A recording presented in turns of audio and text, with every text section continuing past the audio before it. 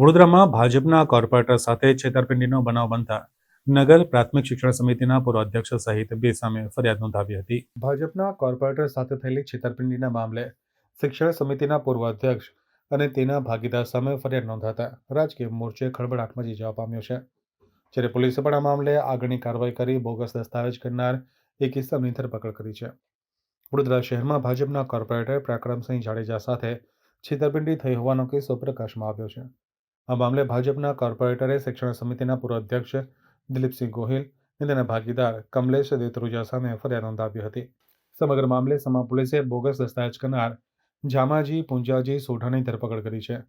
ટ્રેક્ટરની લોન માફ કરવાના બહાને કમલેશ દેત્રુજા જામાજી સોઢાને સહી કરવા લઈ ગયો હતો. સમા પોલીસે બોગસ દસ્તાવેજ કરનાર એક ઇસમની ધરપકડ કરી કાયદેસરની કાર્યવાહી હાથ ધરી છે.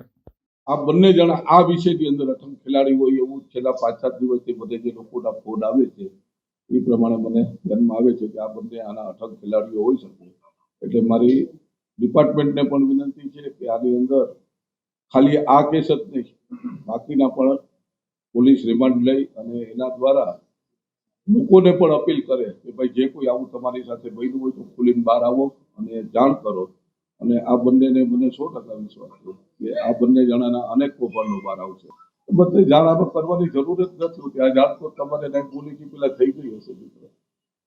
આટલું બધું તમારું મીડિયા એક્ટિવ છે એટલે ક્યાંય કરવાની પેલા જેવો જમાનો નથી કે ભાઈ ટપાલ નથી 8 દિવસે પહોંચતું હતું. પોતે અમૃતભાઈ પરેચા છે એવું જામાજી સોઢાએ ઓળખ આપી અને તેની સાઇન કરી અને પરાક્રમસિંહ જાડેજાને આ જમીન વેચી દીધી. અને આ જમીન વેચવામાં 21 લાખ રૂપિયા પરાક્રમસિંહ જાડેજા પાસેથી લઈ લીધા. એની પૂછપરછ કરતાં જણાવાઈ આવ્યું કે જે કમલેશભાઈ અને દિલીપસિંહને પોતે નહોતો ઓળખતો પણ પોતાના કાકાને ત્યાં આવતા હતા અને કમલેશભાઈને ઓળખતો હતો.